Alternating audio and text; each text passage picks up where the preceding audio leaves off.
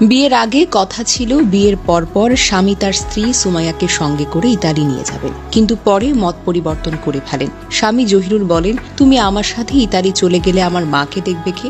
তাছাড়া মাও চান না তুমি আমার সঙ্গে ইতালি যাও। পরিশেষে স্ত্রীকে মায়ের কাছে রেখে স্বামী জাহিরুল চলে যান ইতালি।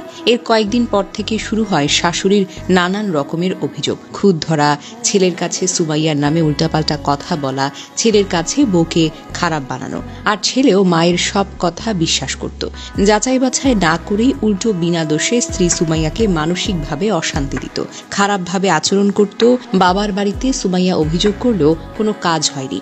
উল্টো বলতো, দেখো মানিয়ে নাও, সব ঠিক হয়ে যাবে। এমনকি বিয়ের সময় সুমাইয়াকে দেয়া 10 ভরি স্বর্ণ পর্যন্ত ছেলের বউয়ের কাছ থেকে জোর করে নিয়ে নেওয়া হয়েছে। পরবর্তীতে ছেলেকে বোঝানো হয়, তোমার বউয়ের মতিগতি ভালো না, এগুলো নিয়ে অন্য কারো সঙ্গে ভেগে যেতে পারে, তাই আমি আমার কাছে নিয়ে রেখেছি। মায়ের এত শত মিথ্যা অভিযোগের কাছে সুমাইয়া হার মেনে নেয়। স্বামী এবং শাশুড়ির মানসিক নির্যাতন সহ্য করতে না পেরে শেষ পর্যন্ত মেয়েটা এই পৃথিবী থেকে বিদায় জানিয়েছে। পরিবার ও স্থানীয়রা জানায়, মাত্র 16 মাস আগে ইতালি প্রবাসী জহিরুল হাওলাদারের সাথে তার মেয়ে সুমাইয়া আক্তারের বিয়ে হয়। বিয়ের পর স্ত্রীকে ইতালি নিয়ে যাওয়ার কথা বলেন জহিরুল। পরে সুমাইয়াকে ইতালি নিতে বাধা দেয় জহিরুলের পরিবার। এ নিয়ে পারিবারিক কলহের সৃষ্টি হয় এবং এক পর্যায়ে বিয়ের সময় দেওয়া সুমাইয়ার 10 ভরি স্বর্ণালংকার আত্মসাৎ করে এবং মানসিকভাবে নির্যাতন শুরু করে শ্বশুর, শাশুড়ি ও ননদ বলে অভিযোগ ভুক্তভোগীর পরিবার।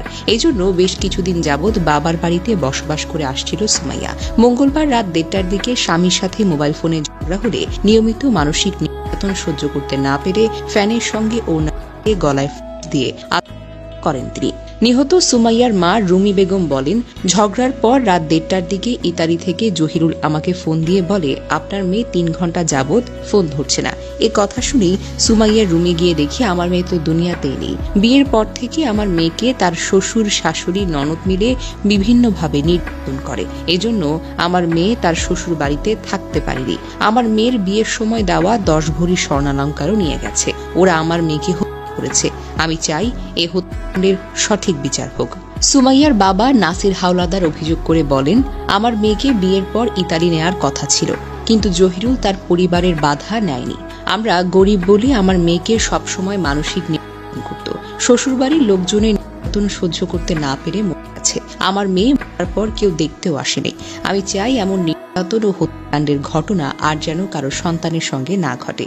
সেই জন্য দরকার প্রশাসনের কাছে সঠিক বিচার দাবি করা।